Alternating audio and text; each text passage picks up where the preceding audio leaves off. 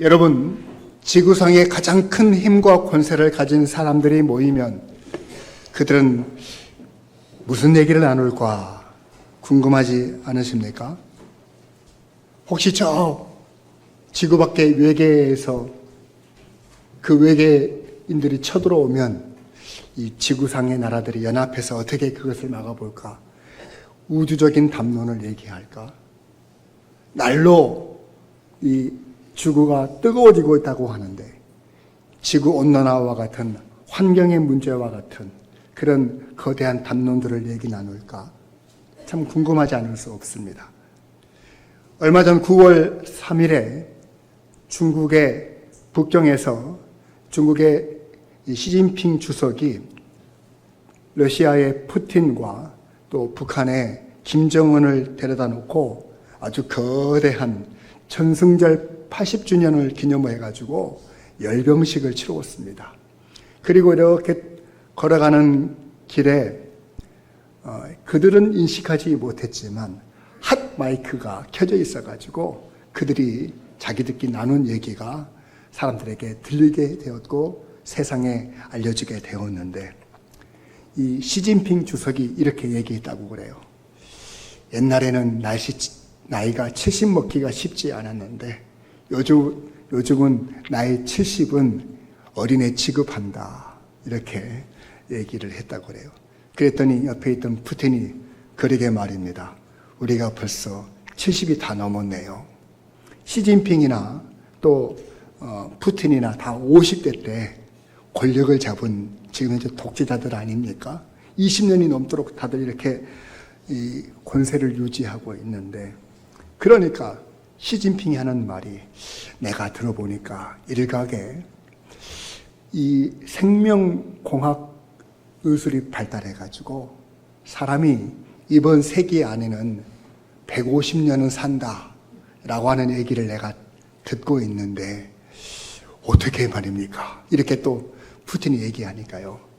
사람이 장기 이식을 계속 받아서 늙지 않는다는 겁니다. 그리고 잘하면 죽지 않을 수도 있다. 뭐 이런 얘기를 했다는 겁니다. 여러분, 그 권세를 자리에서 내려놓고 싶지 않아서 오래 살고 싶은 마음은 내가 충분히 이해하겠는데 시진핑 주석은 53년생이고 푸틴은 52년생입니다. 그러니까 지금까지 살아온 날보다 살아갈 날이 얼마 남지 않았다는 일종의 죽음에 대한 두려움과 위기의식이 저들이 함께 모이면 그런 담론을 함께 나누는 모양입니다. 그런데 그때 아무 말 하지 않고 대화에 끼지 못하는 한 사람이 있었으니 올해 나이 41살의 김정은은 대긋이 웃고만 있었다고 합니다. 제가 김정은 머릿속에 들어가서 그 사람의 생각을 좀 연구해 봤습니다. 아이고 저 양반들 과연 어느 세월에 그런 일이 과연 있을까? 저 양반들 다 나들으라고 하는 소리겠지. 나는 150년, 200년 살 수 있을 거야. 아마 그렇게 속으로 생각했을지도 모르겠어요. 그러나요, 김정은이가 모르는 게 한 가지 있어요. 뭡니까? 사람이 오는 순서는 있어도 가는 순서는 없다는 것을 모르고 하는 생각이겠죠. 여러분, 사람은 결코 어떠한 권세와 힘을 가져서도요, 과거를 돌이킬 수 있는 힘을 가진 사람은 없습니다. 미지의 미래를 예측하고 장담할 사람도 아무도 없습니다. 그러므로 사람이라 하면 현실, 현재 어떻게 살아가느냐가 가장 의미 있는 일이 될 텐데 과거나 현재나 미래 정말 의미 있고 복되게 살아가는 길은 다른 데 있지 않습니다. 딱 한 가지. 바로 지난날의 과거를 가장 아름답게 해석하게 할 믿음을 갖는 것. 장차 어떠한 일이 벌어질지 모를 미래에 우리는 영원한 생명을 확보하는 그 믿음. 오늘 현재 삶 속에서도 강력한 능력으로 함께 하시는 하나님의 도우심을 경험하는 그 믿음이 없이는 어느 누구도 행복해질 수가 없다는 것. 믿음으로 하나님의 나라를 소망하며 영원을 소유하고 하나님의 나라에 본향을 두고 살아가는 저와 여러분들 다 되실 수 있기를 주의 이름으로 축원을 드리겠습니다. 성경에 보면 세 가지 단어가 눈에 띄는데, 첫 번째 에베네셀, 두 번째 임마누엘, 세 번째 여호와 이레. 하나님께서 지난날 우리에게 도움의 돌이 되어 주셨다. 우리를 지금까지 도우셨다라고 하는 뜻의 에베네셀. 하나님께서는 현재 지금 우리와 함께 하신다라고 하는 임마누엘.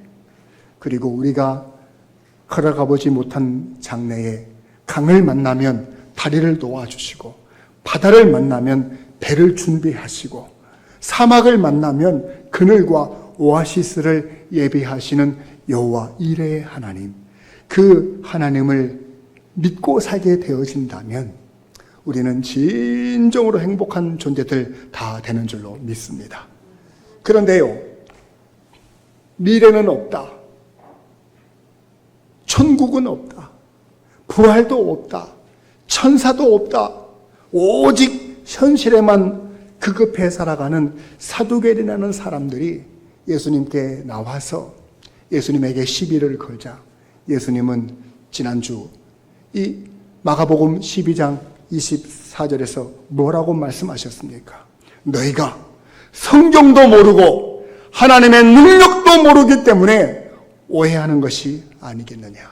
성경에는요, 부활도 천국도 그리고 영생도 말씀하셨고, 하나님이 천지 만물을 창조하셨을 때 하나님의 형상을 따라 지음받은 이 인간들을 위해 어찌 이 세상에서만 살다가 사라지는 존재로 만들었겠느냐. 하나님의 형상은 영원하신 것인데 인간을 영원한 존재로 만들었다는 사실을 너희들이 알지 못하고 오해하는 것이 아니겠느냐. 그러면서 요한복음 11장 25절로 26절 말씀에 예수께서 이르시되 나는 부활이요 생명이니 나를 믿는 자는 죽어도 살겠고 무릇 살아서 나를 믿는 자는 영원히 죽지 아니하니리. 이것을 네가 믿느냐라고 말씀하심으로써 예수님은 우리의 장차 미래에 놀라운 부활과 영생이 있으심을 확실히 말씀해 주신 줄로 믿으면 아멘 하실 수 있기를 바랍니다. 그러면 우리는요, 한 가지 궁금한 점이 생기죠. 지금 우리는 육체의 한계 속에 살아가고 있는데 부활하면 우리의 몸은 어떠한 상태가 될까? 부활체는 어떠한 상태일까? 참 궁금하지 않습니까? 제가 이 부분을 지난주에 잠깐 비유적으로 말씀드리기를, 나비와 애벌레와 나비의 모습을 여러분들에게 보여드리면서, 애벌레는 땅을 기어다니며 살 수 있도록 적합하게 만들어진 창조물이라면 나비는 하늘을 나를 수 있도록 적합하게 만들어진 그런 창조물이 아니겠느냐. 우리가 이 생에서 땅을 딛고 살아감에 있어 적합한 육체를 가졌다면 새 하늘과 새 땅이 이루어지는 그날의 부활체의 모습은 그 나라의 합당한 모습으로 아름답게 신령하게 변화될 것이다. 이런 말씀을 드린 바가 있어요. 오늘은 그 내용을, 예수님의 말씀을 직접적으로 여러분들에게 풀어드림으로써 부활체의 신비한 모습이 어떠할지를 말씀으로 더 확신하는 여러분들 되실 수 있기를 바라서 우리 먼저 25절 상반절 말씀 한번 크게 읽겠습니다. 시작. 사람이 죽은 자 가운데서 살아날 때에는 장가도 아니가고 시집도 아니가고 라고 말씀하십니다. 아하, 부활할 때에 우리의 육체는 장가도 아니가는 육체, 시집도 아니가는 육체가 되는 것이로구나. 이 말이 무슨 말입니까? 아이고 재미없겠구나, 행복하지 않겠구나, 이렇게 느껴지십니까? 이 말은 다른 뜻이 아니고 결혼할 필요가 없는 결혼이 굳이 의미가 없는 그런 몸으로 우리의 몸이 변화된다라는 뜻이겠습니다. 자, 그러면 결혼, 이거 언제부터 하게 되는 일입니까? 사람이 창조 때부터 있었던 제도입니다. 결혼을 왜 하게 하셨습니까?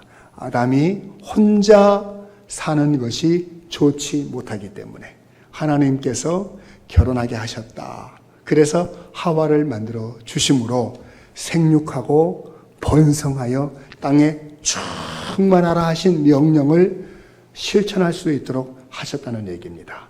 여기서 여러분, 결혼은 온전하지 못한 아담이 돕는 배필이 도와주어야지만이 온전해지는 거예요.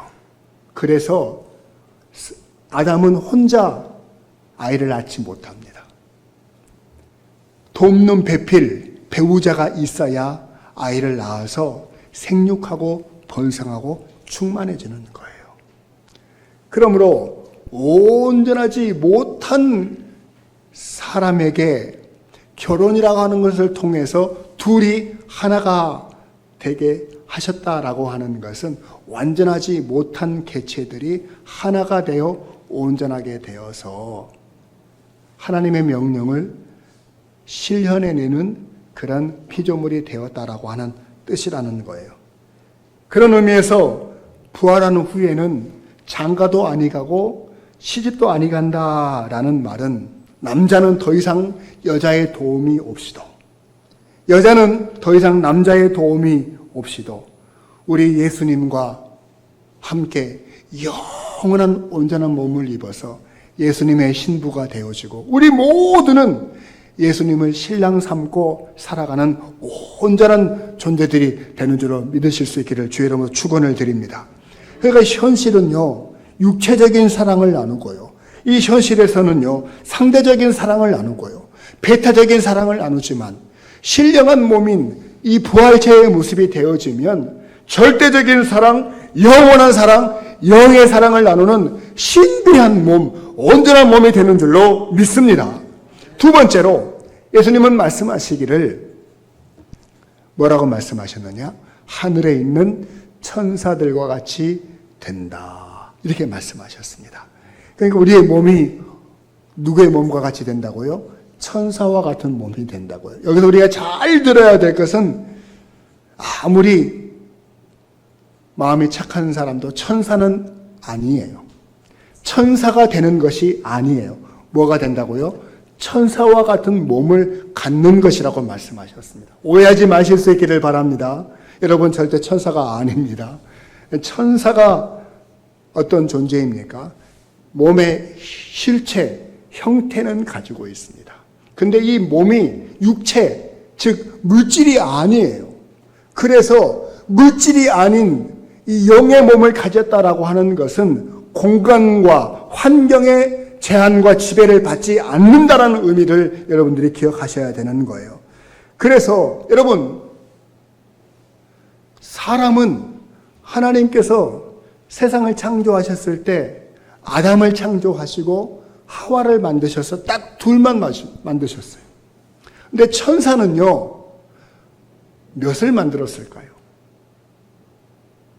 천사는 창조 이후로 그 개체가, 숫자가 늘어나지도 않고 줄어들지도 않아요.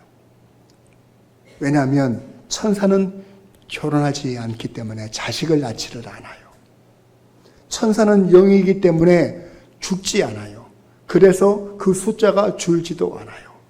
천사는 창조되어진 그 수가 그대로 유지되는 것입니다. 마찬가지로 우리가 부활체의 모습을 갖는다라고 하는 것은 더 이상 숫자가 늘지도 않고 줄지도 않는 그러한 상태로 하나님이 오고 가는 세대에 태어난 모든 존재들을 부활체의 모습으로 변화시켜 하나님의 나라의 백성 삼으시고 천군 천사들과 함께 영원토록 하나님을 예배할 예배자로 세워주심을 여러분 믿으실 수 있기를 바랍니다. 그러니까 부활하신 여러분의 몸은 이제 더 이상 넘어져서 무릎 아프지 않는다는 얘기예요. 공간의 제약을 받지 않는다는 얘기예요. 예수님께서 그런 부활체의 모습으로, 신비한 모습으로 제자들 앞에 나타나시기도 하셨다는 것입니다.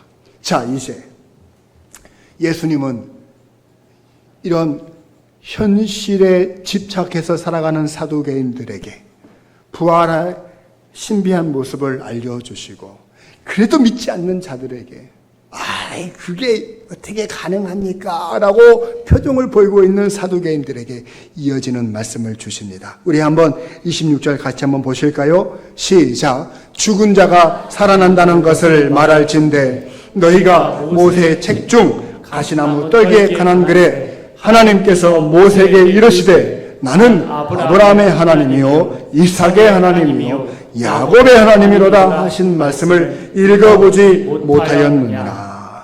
죽은 자 가운데 살아난다는 것을 내가 말하고 있는데 너희들은 여전히 지금 못 믿고 있는 표정이고 안 믿어지는 표정이로구나 하시면서요, 그들이 예수님에게 부활이 없다라고 하는 것을 걸고 넘어지기 위해서 신명기 25장의 형사수치죄를 가져다가 그렇게 이상한 이야기를 만들어 가지고 예수님에게 부활이 없다는 것을 들이댔었잖아요.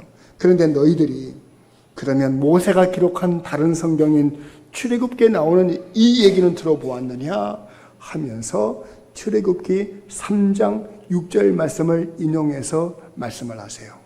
방금 여러분들이 읽으셨던 26절에 나와 있는 그 인용 구절이 그대로 있죠. 나는 내 조상의 하나님이니 아브라함의 하나님, 이삭의 하나님, 야곱의 하나님이니라. 이렇게 말씀을 하셨다는 겁니다. 여러분, 자, 여기서요, 이 말씀을 풀어드리자면, 자, 모세라는 사람이 이 출애굽기를 기록했는데, 역사적으로, 시간적으로 모세가 앞서는 사람입니까? 아니면 아브라함이나 이삭과 야곱이 앞서는 사람입니까? 그렇지요. 창세기에 등장하는 아브라함과 이삭과 야곱이 모세보다도 멀리는 700년, 짧게는 500년이 앞서는 사람들이에요. 자, 그렇다면은요, 모세가 이 말씀을 기록할 때 정확하게 기록하자면은, 시간적으로 기록하자면 이렇게 기록해야 맞는 거예요. 나는 너희 조상들의 하나님인데 아브라함의 하나님이었다. 이삭의 하나님이었었다. 야곱의 하나님이었었다라고 해야 맞는 말이 되는 겁니다. 왜냐하면 만약에 아브라함이 죽고 없어지는 존재였다면, 그리고 이삭도 야곱도 지금 없는 존재라면 과거형으로 쓰는 것이 맞는 거예요. 하지만 예수님은 아브라함도 믿음으로 살고 이삭도 믿음으로 살고 야곱도 믿음으로 살았기 때문에 저들은 그 믿음으로 사라진 존재가 아니고 영원히 사는 존재, 하나님의 나라에서 지금도 존재하는 존재들, 그리고 장차 부활의 아침을 기다리며 부활체의 모습을 입게 되어진 신령한 몸을 사모하고 지금도 하나님의 품에 계실 존재들이기 때문에 과거형으로 쓰지 않고 현재형으로 썼다는 사실을 기억하실 수 있기를 바라겠습니다. 그러니까 이어지는 27절 말씀을 보니까 하나님은 죽은 자의 하나님이 아니요 산 자의 하나님이시다. 이것을 너희가 알지도 못하고 크게 오해한 것이 아니겠느냐라고 말씀하신 줄로 믿으면 아멘 하십시다. 이제 말씀의 결론을 맺으려고요. 여러분, 하루살이가 친구가 필요해서 저 숲속에서 거닐다가 메뚜기를 만나 친구 삼고 하루 종일 재미있게 뛰어다니며 놀았습니다. 서산의 해가 뉘엿뉘엿 지고 있는데 메뚜기가 하루살이한테 얘기합니다. 친구야, 오늘 너무 만나서 즐거웠어. 우리 내일 또 이 자리에서 만나서 또 놀자 했더니요, 하루살이가 그 말을 이해를 못해요. 그래서 묻습니다. 메뚜기야, 지금 방금 나한테 뭐라고 했니? 내일 만나자고? 내일이 대체 뭐야? 이렇게 묻습니다. 하루살이는 내일을 알지 못해서 내일을 말하는 메뚜기와 친구가 되지를 못합니다. 너 어떻게 내일을 모르니? 지금 저쪽에 서쪽으로 해가 지고 있지? 내일 아침이면 저 반대편 동쪽에서 해가 떠오르거든. 그때 여기서 다시 만나자고 해도 하루살이는 알아듣지 못하고 고개를 갸우뚱하면서 사라지고 말았습니다. 메뚜기는 그 다음날 아침 친구를 만나려고 했지만 나타나지를 않자 낙심하고 있다가 하늘을 날아가는 새 한 마리 두루미가 자기 앞에 내려앉는 걸 보고 친구를 삼았습니다. 근데 이 두루미는 내일을 아는 친구입니다. 그래서 매일 만나서 재밌게 놀았습니다. 이제 가을이 깊어지고 두루미가 이 메뚜기한테 야 메뚜기야 우리 올해 잘 재밌게 놀았지? 내년에 또 만나자 이렇게 얘기를 해요. 그랬더니요 메뚜기가 말을 못 알아듣습니다. 내년이 뭐야? 하루살이는 내일을 모르고 메뚜기는 내년을 모르지만 내년을 아는 두루미가 있듯이 여러분 다 내년 아시지요? 그런데 영생도 믿습니까? 영생을 아십니까? 그 영생을 누릴 몸을 부활체의 모습으로 우리가 누린다는 사실을 기억하실 수 있기를 바랍니다. 예수님은 부활의 첫 열매가 되어 우리에게도 부활을 주십니다. 이는 성경이 말씀하시는 진리입니다. 세상의 어느 곳에서도 알려지지 않은 영원한 신비의 진리입니다. 이제 다음 주로 다가온 해피데이 112 아직도 부활을 알지 못하고 영생을 알지 못하고 현실이 전부인 양 그저 급급해 살아가는 우리의 가족들과 이웃들 다 모시고 와서 영생을 주시는 하나님, 우리에게 부활의 신비한 은혜를 베풀어 주실 하나님과 함께 예배하실 수 있기를 진심으로 바라겠어요. 다음 주일에는 혼자 오지 마시고요. 지금 교회 오늘 한번 둘러보세요. 우리 모금 식구들 가운데 정말 이제 가을이 깊어지고 있는데 인생의 겨울을 만나게 되어질 날이 얼마 남지 않았는데 예배를 놓치고 있는 우리 믿음의 가족들이 있습니까? 꼭 모시고 오세요. 우리 자녀들, 손자, 손녀들 다 모시고 와서 하나님 앞에 예배하는 가족이 함께 다 모여 예배하는 그런 축제의 자리, 영생의 자리, 부활의 자리 되실 수 있기를 주의 이름으로 축원을 드립니다. 기도하십시다.